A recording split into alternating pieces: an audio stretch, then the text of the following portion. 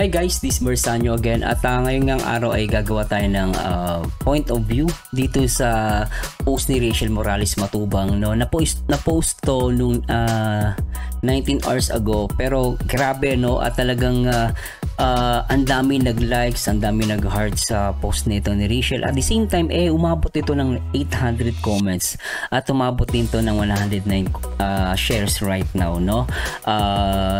November 30 as of 11:30 AM. So dito guys, talagang nakita natin at napatunayan natin kung gaano kamahal ni Ruel of Malalag. At syempre for a day, Ruel of Malalag, sabi niya rito. And then nagulat ako, nakita ko tong comment ni Ruel of Malalag. Sabi niya rito, in this world of full of chaos, I'd still choose you, Langga. At alam naman natin, no, talagang hindi na yan ano guys, hindi na iba sa atin. Talagang maraming mga naninira sa kanilang dalawa. Even sa mga comment section at sa iba't ibang mga platform dito sa social media. At even sa TikTok, merong naninira kay Ruel. So nakakalungkot lang, no, pero still, no, nandito pa rin yung pagmamahala ng dalawa. Dahil naalala ko yung isang quotes, no, sabi nga nila, ang pag-ibig ay parang utot, kahit anong gawin ay napakahirap itago. At pag ibinuga mo ang kimkim na damdamin, naamoy ng lahat kahit hindi ka maamin. So parang ganito yung nangyayari ngayon sa Rochelle, ano, na parang kahit hindi nila aminin, no, nandun pa rin damdamin nila sa isa't isa. Like ito guys, alam mo yun, di naman gawain ng isang lalaki to yung imamanicurize mo yung kamay ng ibang babae. Not unless talagang mahal mo, di ba? At the same time, hindi mo din sabihin mo dito na in this world full of chaos, I still choose you, Langga. So yung ganitong comments talagang napakaganda, no? Para sa akin talagang kahit anong gawin nila, maamoy at maamoy natin. Parang utot nga lang daw, no? Talagang aalingasaw. But still, ito yung utot na talagang masarap makita at marinig, no? At dito sumagot si Rachel. Sabi ni Rachel dito, Ruel Matubang, palagi rin kitang pipiliin, Langga, kahit marami maging against sa paligid. Kita nyo guys, eto hindi naman nila sasabihin to kung walang against. Ba't masasabi itong ibagay na to kung walang against? Pero ba't sinabi ni Rachel na kahit maraming maging against sa paligid, no? O ibig sabihin sa paligid ay talaga mayroong mga taong against, no? From their words guys, din ako nagbabase sa words ni Rachel. Pero dito talagang ang daming mga nag-comments at umabot to ng 298 heart likes at heart. So nakakatuwa lang ay yung mga ganitong pag-iibigan ay talagang wala kang masasabi, no? Sabi nga nila, kapag mahal mo ang isang tao, magtiis ka na ipaglaban siya, unawain siya at mahalin siya kahit alam mong hindi ka na niya kayang mahalin pa. Di ba? That's true guys, no? Ang pagmamahal talaga kailangan mong magtiis at ipaglaban. Yun talaga yung guys, hindi mo pa pwedeng hindi mahal kita pero wala ka namang ginagawa. So, 'di ba? Saan yung logic doon? No? At naalala ko yung verse sa Biblia, no? Sabi sa Biblia sa 1 chapter 15 verse 12, ito ang aking utos na kayo mag-ibigan sa isa't isa na gaya ng pag-ibig ko sa inyo. No, ito yung isang mga verse talaga guys na gustong-gusto ko. At ako tinutulad ko lang dito yung kung paano tayo magmahal sa ating Panginoon. Dapat ganun din tinuturuan niya tayo paano umibig kung paano niyo mahalin, dapat ganun din yung mahalin niyo ang inyong kapwa, no? Sabi dito na kayo'y mag-ibigan sa isa't isa na gaya ng pag-ibig ko sa inyo. So ibig sabihin tinuturuan niya tayo kung paano natin siya minahal, ganun din mamahalin natin yung kapwa-tao natin, lalong higit sa taong nagmamahal sa iyo. At dito nakita natin na si Ruel of Malalag talagang makala mo talagang ito yung sundalo, no? Mako-compare mo yung sundalo. Yung sundalo, whatever it is, lulusob ka. 'Di ba? Kahit alam mong mamamatay ka, alam mong sa gera, alam mong mamamatay ka, talagang pipilit mo yung sarili mo, lulusob at lulusob ka sa kalaban para ipakita mo na you're ready to defend your love, your country, parang ganun, di ba? So kahit nangyari sa Ukraine, sa Russia, di ba? So ganun yung pagmamahal ng isang lalaki. So hindi natin to guys, hindi natin to masusukat itong pagmamahal. Kaya sinasabi nga ni Rachel na i-compare niya, di ba? Na para daw hindi mo ma-compare yung pagmamahal niya kay Ruel, ano? Parang it takes millions or billions. So, sabi ko nga parang galaxy. Ang galaxy kasi talagang napakalaki ng galaxy. Yung stars natin napakarami niyan. So ganun kalawak ang galaxy natin. At ganun din kalawak ang pagmamahal ni Rachel kay Ruel of Malalag. At ako guys, talagang nabibilib ako sa dalawang to. No, talaga ever since na nakikita natin yung mga vlog nila, yung nakikita natin yung kahit yung pagbibigay ng regalo, 'di ba? Nagbibigay sila ng regalo. Meron pa yung talagang kinis ni Ruel sa ulo si Rachel. So yun talagang guys, ano na yun bulag ka na lang At the same time guys, walang problema yan. Alam nyo guys, yung mga pagdidikit-dikit, yung pagiging showy nila, walang problema talaga yan There's nothing wrong kasi they trying na magbigay sa atin ng matutunan paano tayo matutong magmahal at maging ipokrito sa buhay. Wala namang ginagawa silang masama guys, nagmamahalan lang yung dalawa. Kahit sa batas ng tao, wala silang nilalabag, no? Ang batas lang ng mga basher at kolokoy lang sila lumalabag. Kasi ang mga basher ayaw nila maging sweet si Rachel at si Ruel. At walang problema sa pagiging sweet guys. Yan ang tatandaan natin.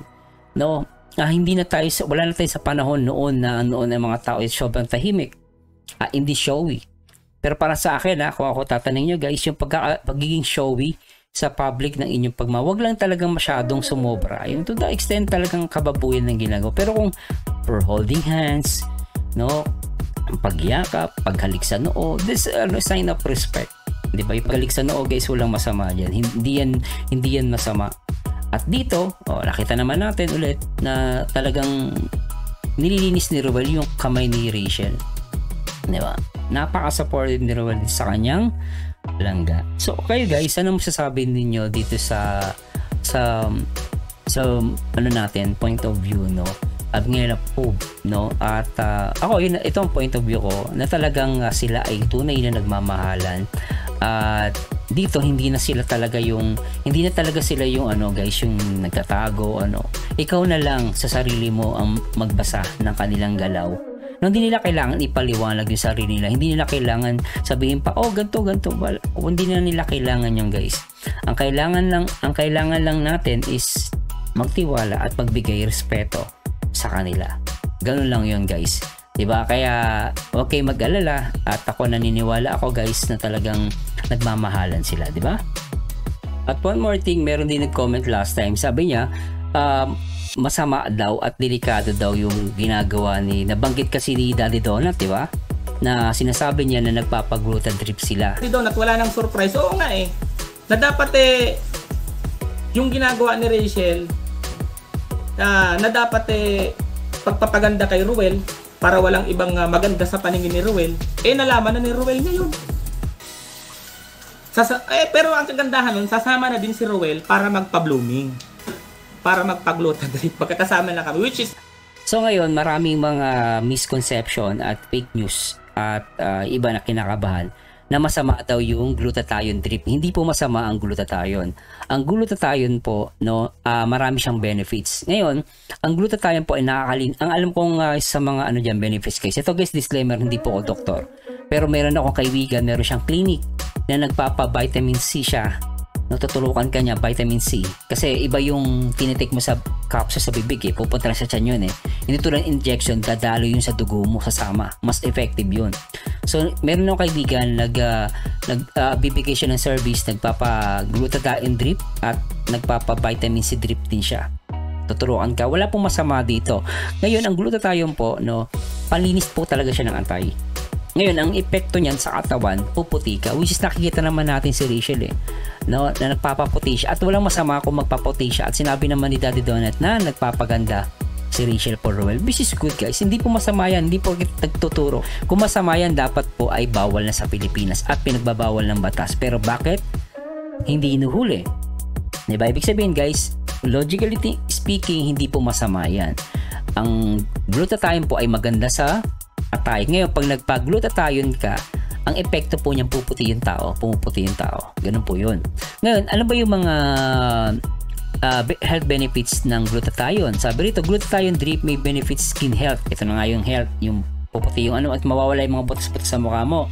Could support the immune system. Glutathione drip may help with detoxification. Yan, na-detox ka. May assist in inflammation reduction. Maganda rin to. Glutathione drip could aid cardiovascular health, so para sa puso, di ba? Sabi rito, may help with energy levels, no? Lalakas ka rin pala, ano? Glutathione drip could support brain health. Yun, maganda rin sa brain. Might aid enhance respiratory performance. Glutathione drip may support the health of the liver. Ito yung sinasabi ko, guys. Liver talaga yung ano. Ang epekto ang epekto lang niya is puputi ka. Could support improve athletic performance. So wala pong masama diyan sa mga kasi may nakita akong comment, masama daw, dadalhin daw sa masama si Rachel. Hindi totoo 'yon. Sa mga wala pong idea, no, hindi po masama ang glutathione drip. Kapag nagpa-drip ka, lilinis ang atay mo. Ang epekto lang, pag malinis ang atay mo, pumuputi ka. At marami sa mga Asian, lalo sa Pilipinas, ang talagang nagtatangkilik ng glutathione. Pero ako daw nagpapag-glutathione, guys, syempre. So depende sa iyo sa health mo. Pero still, guys, you need to ask your doctor pag gagawin mo to. No, pero syempre, yung gumagawa naman yan, guys, mga doktor din, mga may alam din sa medical. At kung masama yan, sabi ko nga sa inyo, either yun na pahuli sa pulis. Kung hindi nyo mapapahuli sa pulis, hindi po masama yan. Ganun lang po. Anyway, this Mersanyo again. I hope nag-enjoy po kayo at meron kayong natutunan sa part na to. At nagbigay lang po ako ng update dito sa Rochelle, kay Ruel at Rachel, at the same time para maliwanagan din about yung about sa glutathione. Wala pong masama doon at mabuti po yung intention ni Daddy D para sa akin kung dadalhin niya sa ganun si Rachel dahil nakita naman natin ang improvement. Talagang pumuti si Rachel at si Daddy Donut, in fairness, puti din siya. Anyway, this Mersanyo again, at samahan nyo ulit ako, guys, sa aking next video reaction. And to God be the glory, guys. Bye bye.